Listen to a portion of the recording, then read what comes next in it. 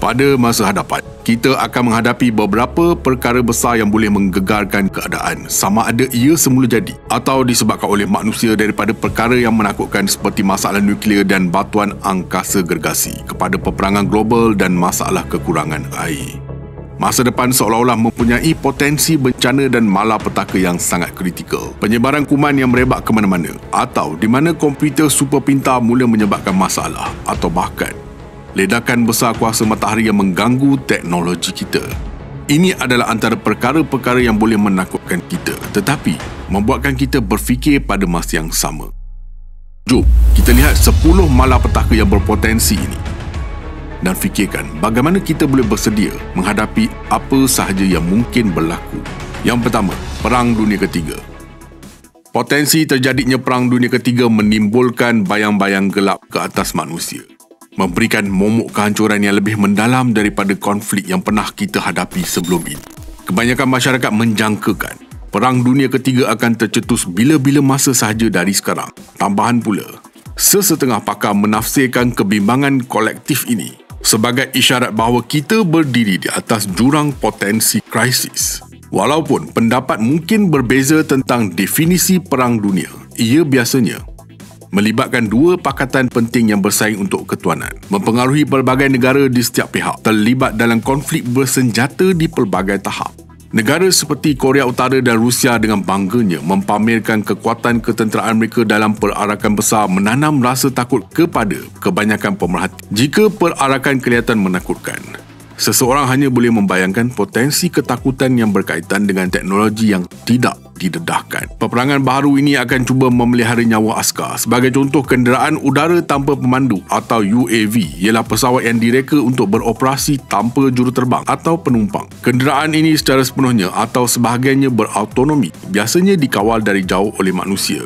Dalam senario Perang Dunia Ketiga, kecerdasan buatan mampu mengenal pasti dan menyasarkan musuh secara autonomi dengan ketepatan yang tidak pernah berlaku sebelum ini. Peluru berpandu hypersonic bergerak pada kelajuan berkali-kali lebih pantas daripada bunyi, menjadikan sistem pertahanan tradisional menjadi usang. Peperangan cyber mencapai tahap baru, mengganggu infrastruktur penting, sistem keuangan dan rangkaian komunikasi pada skala yang belum pernah berlaku sebelum ini. Askar akan dilengkapi dengan suit yang menakjubkan, sangat berbeza daripada yang biasa kita gunakan pada masa kini. Sebagai contoh, mereka boleh menggunakan suit exoskeleton. Ia seperti robot seberguna pada badan anda, direka untuk menjadikan anda lebih kuat atau membantu anda bergerak dengan lebih mudah. Tapak seperti ini biasanya mempunyai motor untuk mekanisme yang lain yang boleh membuatkan pergerakan lebih berkuasa. Askar mungkin menggunakan suit exoskeleton untuk membawa barang berat tanpa cepat merasa letih. Konsep ini sudah tentu akan mengubah medan perang alaf baru. Selain itu, senjata berskala nano dan agen biologi boleh digunakan meningkatkan kemusnahan konflik dan meninggalkan kesan yang berpanjangan dan dahsyat. Kesan daripada peristiwa malapetaka sebegini menyebabkan kematian beramai-ramai manusia dan bandar-bandar bertukar menjadi runtuhan. Pencemaran radioaktif, pencemaran kimia dan gangguan kepada ekosistem mungkin menyebabkan kawasan tertentu tidak selamat untuk didiami manusia, menyebabkan halangan besar untuk pemulihan biodiversity. Sebagai perbandingan, kesan daripada peristiwa ini jauh melebihi magnitud bencana Chernobyl. Bercakap tentang senjata nuklear dan masalah berkaitan, pernahkah anda terfikir apa yang akan berlaku sekiranya berlaku bencana nuklear yang besar? Yang kedua, bencana nuklear. Kemudahan nuklear di seluruh dunia jika tidak diuruskan dengan betul berpotensi untuk menimbulkan akibat yang dahsyat. Kemudahan ini direka bentuk untuk memanfaatkan kuasa besar tindak balas nuklear untuk penjanaan elektrik. Walau bagaimanapun, kemalangan, kegagalan teknikal atau bencana alam boleh membawa kepada kejadian bencana, membebaskan bahan radioaktif ke alam sekitar. Kesan daripada kejadian sebegitu jauh melangkaui kawasan berhampiran tapak yang terjejas. Bencana Chernobyl pada tahun 1986 mengingatkan kita tentang senario kes terburuk dalam kemalangan nuklear. Letupan dan keruntuhan reaktor yang seterusnya mengeluarkan sejumlah besar bahan radioaktif ke atmosfera, mencemari kawasan yang luas dan menyebabkan kesan kesihatan dan alam sekitar jangka panjang. Wilayah terdekat di sekitar Chernobyl kekal tidak boleh didiami sehingga hari ini. Peristiwa ini memberi impak yang kuat terhadap flora dan fauna di sekitar kawasan itu. Selain peningkatan awan radioaktif yang didorong oleh angin, pendedahan sinaran di Chernobyl telah dikaitkan dengan kejadian haiwan albino di rantau ini.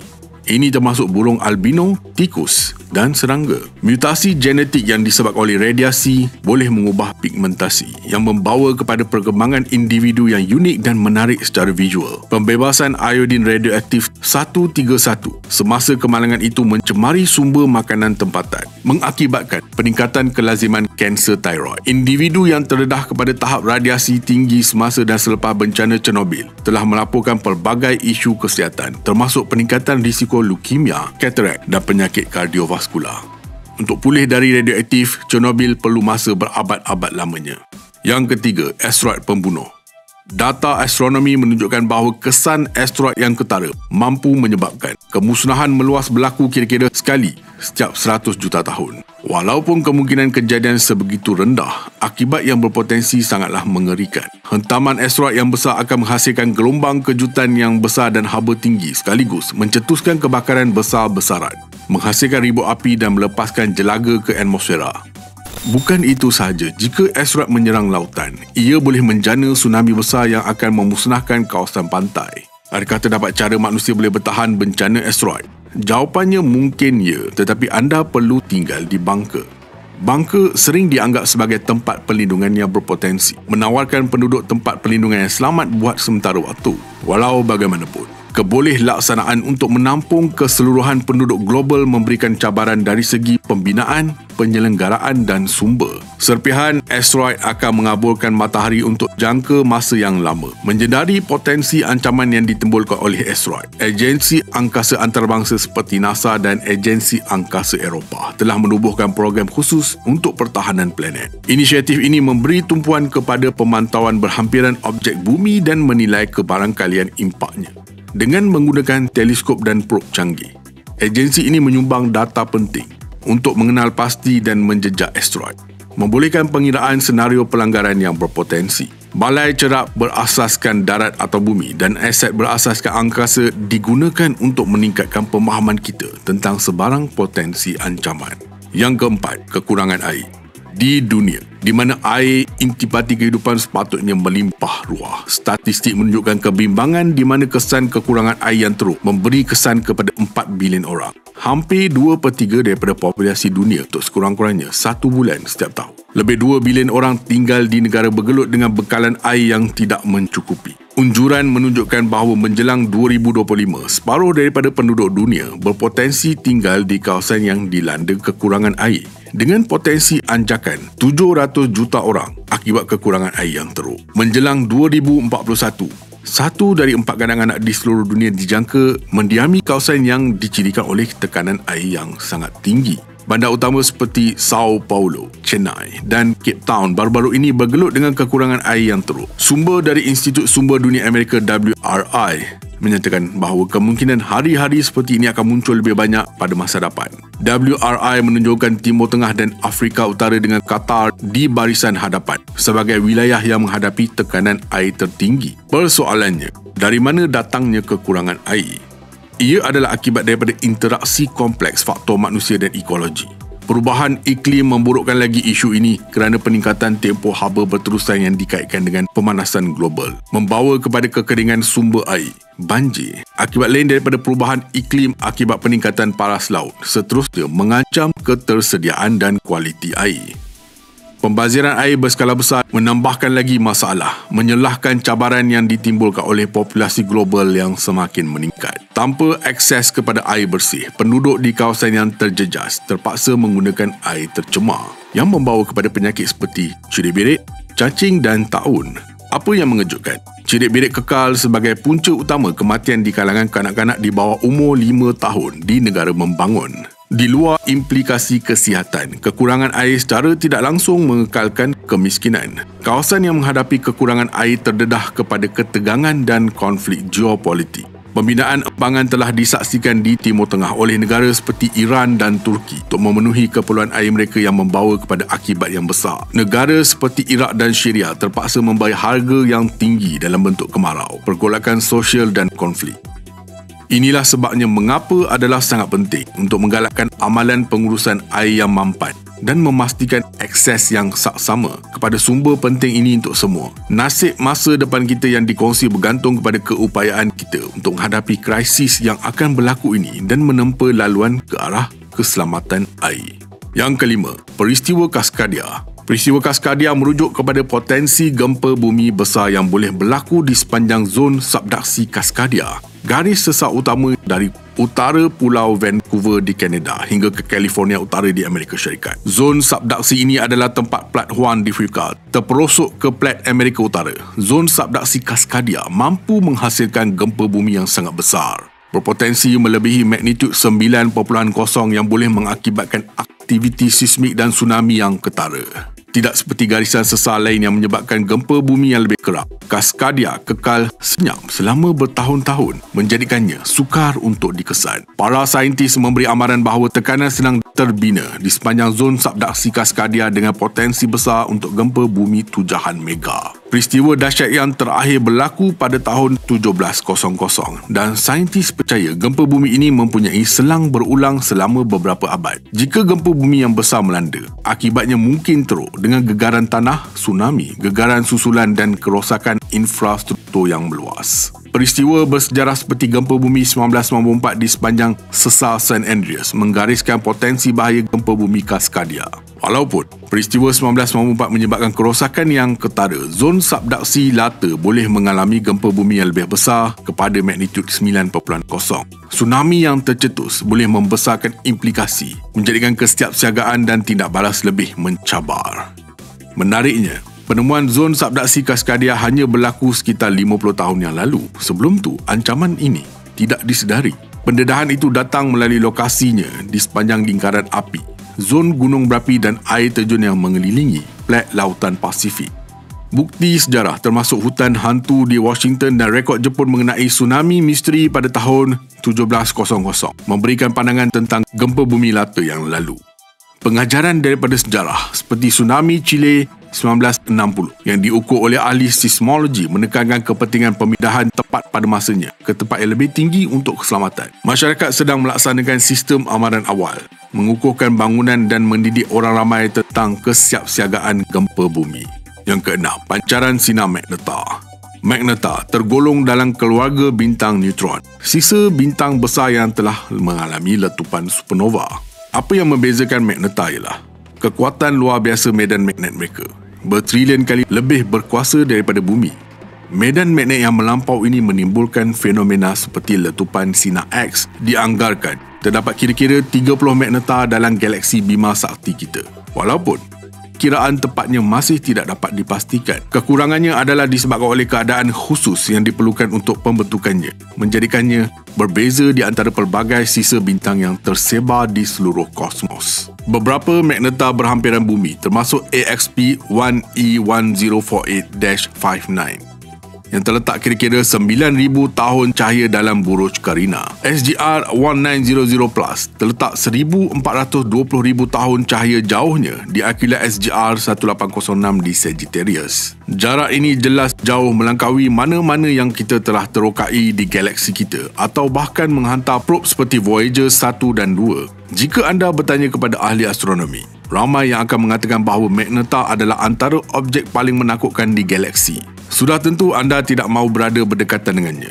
Tetapi ledakan besar tenaga yang mereka hasilkan boleh memberi kesan kepada kita di bumi. Walaupun peluang magneta secara langsung menyebabkan kemudaratan kepada bumi adalah sangat kecil, senario hipotetikal ini sangat menarik dan meresahkan sebenarnya. Ancaman berpotensi yang paling membimbangkan adalah melalui pertemuan yang agak rapat dengan magneta yang boleh mengganggu magnetosfera bumi, perisai pelindung yang disebabkan oleh medan magnetnya. Gangguan ini mungkin membawa kepada beberapa akibat termasuk gangguan pada grid kuasa, kepincangan fungsi satelit dan juga atmosfera. Kemungkinan magneta secara langsung menyebabkan kepupusan manusia adalah jauh. Walau bagaimanapun, kesan sekunder daripada gangguan yang ketara kepada magnetosfera bumi boleh membawa akibat yang buruk. Gangguan bekalan elektrik yang meluas, gangguan komunikasi dan gangguan kepada infrastruktur kritikal boleh membawa kepada huru-hara. Yang ketujuh, sindrom Kessler. Dinamakan sempena saintis NASA Donald J. Kessler. Sindrom Kessler merujuk kepada senario teori di mana ketumpatan objek di orbit bumi rendah atau LEO menjadi sangat tinggi sehingga pelanggaran antara objek boleh membawa kepada kesan pelanggaran selanjutnya. Ini boleh menghasilkan serpihan yang menimbulkan ancaman besar kepada operasi satelit dan kapal angkasa. Jika semua aset di orbit dimusnahkan oleh serpihan angkasa, akibatnya membawa kepada sistem komunikasi yang besar, alat navigasi, pemantauan cuaca dan penyelidikan saintifik yang sangat bergantung pada satelit di orbit. Kehilangan aset ini boleh menyebabkan gangguan dalam rangkaian komunikasi global, ramalan cuaca terjejas dan kemunduran yang ketara kepada usaha saintifik yang bergantung pada platform orbit. Sebagai contoh, industri penerbangan. Ia menggunakan sistem yang dipanggil Sistem Pengurusan Penerbangan FMS untuk menjadikan penerbangan lebih lancar dengan mengautomasikan tugas yang biasa dilakukan secara manual.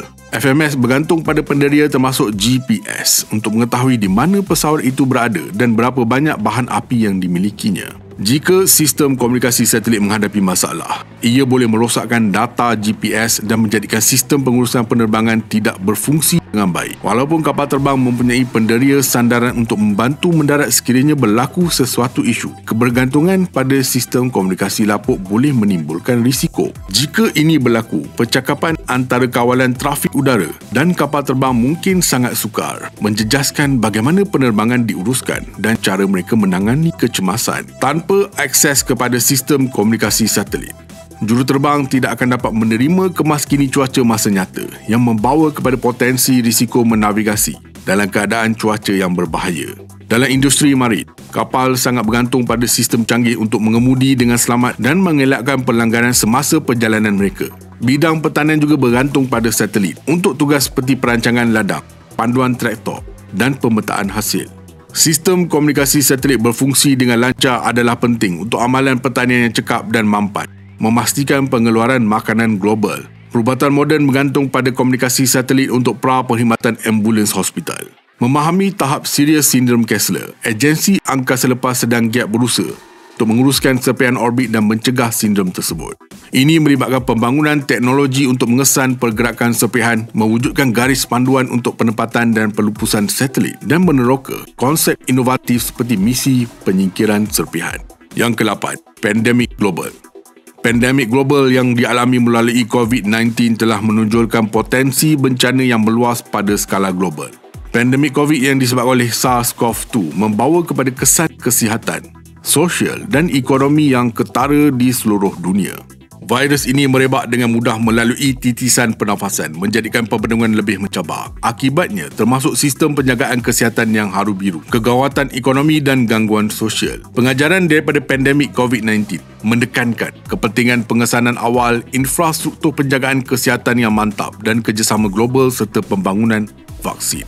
Anda perlu fahami satu perkara, virus boleh bermutasi dan menjadi lebih ganas dan kita tidak boleh menjangkakan bagaimana wabak boleh berlaku. Itulah sebab dalam menangani potensi pandemik ini, kesediaan global adalah penting. Ia juga penting untuk melabur dalam infrastruktur penjagaan kesihatan, sistem pengawasan dan penyelidikan untuk pengesanan awal. Yang ke-9, pengambilalihan kecerdasan buatan. Tinjauan baru-baru ini dari Universiti Stanford mendedahkan bahawa lebih 1/3 penyelidik takut bahawa kecerdasan buatan atau AI boleh membawa kepada peristiwa malapetaka yang serupa dengan bencana nuklear. Kebimbangan ini adalah sebahagian daripada laporan Indeks AI 2023 yang meneroka perkembangan terkini, risiko dan peluang dalam AI.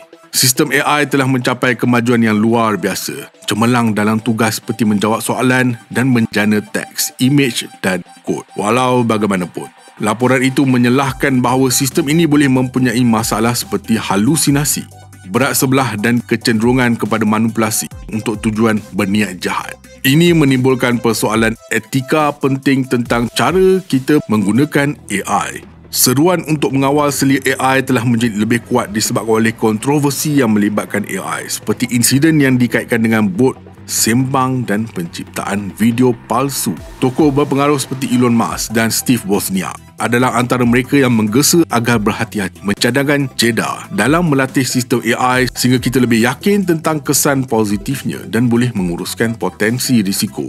Tinjauan itu termasuk pakar dalam pemprosesan bahasa semula jadi, aspek penting dalam pembangunan AI. Walaupun 36% penyelidik menyatakan kebimbangan tentang AI menyebabkan malapetaka. Kumpulan yang lebih besar, yakni 73% percaya bahawa AI boleh membawa kepada perubahan masyarakat yang ketara. Pendapat umum tentang AI berbeza-beza di seluruh dunia. Di Amerika Syarikat, hanya 35% berpendapat bahawa produk dan perkhidmatan yang menggunakan AI mempunyai lebih banyak faedah daripada kelemahan. Apabila AI menghadapi lebih banyak insiden dan kontroversi, keperluan untuk pembangunan yang bertanggungjawab dan penelitian etika yang berterusan menjadi penting. Yang ke-10, insiden Carrington. Ribut suria atau peristiwa cuaca angkasa berlaku apabila matahari melepaskan letupan tenaga yang besar dalam bentuk suar suria atau lentingan jisim korona CME. Fenomena ini didorong oleh aktiviti magnetik kompleks matahari dan boleh memberi kesan yang mendalam terhadap infrastruktur teknologi kita. Medan magnet matahari sentiasa beralih dan menyusun semula dirinya. Kadang-kadang ini membawa kepada pembebasan sejumlah besar tenaga yang mengakibatkan ribut suria. Asbab utama drama kosmik ini ialah suar suria, letusan sinaran yang kuat, CME, awan besar plasma suria dan medan magnet. Apakah masalah yang mungkin disebabkan oleh ribut suria?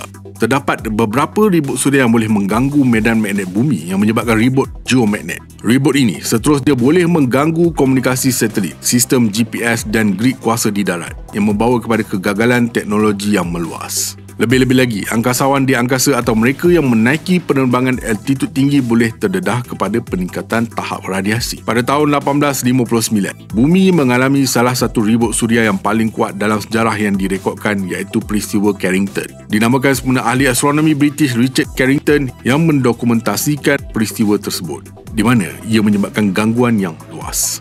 Aurora dilihat di seluruh dunia di hemisfera utara dan selatan semasa peristiwa Carrington. Aurora di atas pegunungan Rocky di Amerika Syarikat sangat terang dan bercahaya, menyebabkan pelombong emas mula menyediakan sarapan pagi kerana mereka menyangka sudah terbitnya waktu pagi. Semasa peristiwa Carrington, sistem telegraf di seluruh dunia tidak berfungsi, malah ada yang mencetuskan kebakaran akibat aktiviti elektromagnet yang disebabkan oleh suar suria yang membawa kepada kejutan elektrik. Jika peristiwa yang sama berlaku pada masa kini, dunia kita yang saling berkaitan dan bergantung kepada teknologi boleh menghadapi perkara yang tidak pernah berlaku sebelum ini. Cabaran dengan potensi gangguan pada komunikasi, navigasi dan grid kuasa merupakan peristiwa kosmik yang menakjubkan namun dahsyat. Dalam merenungkan pelbagai potensi malapetaka yang melanda planet kita, jelas sekali bahawa kehidupan memerlukan kita sentiasa berwaspada. Walaupun sesetengah bencana berada di luar kawalan, terdapat kuasa ketara dalam keupayaan kita untuk mencegah dan mengurangkan kesan malapetaka. Melalui langkah proaktif dan penjagaan yang berdedikasi, kitalah umat yang memegang kunci untuk memelihara kemakmuran kehidupan di bumi. Apa pendapat anda? Jangan lupa like, komen, share dan subscribe. Astrolab signing off from space.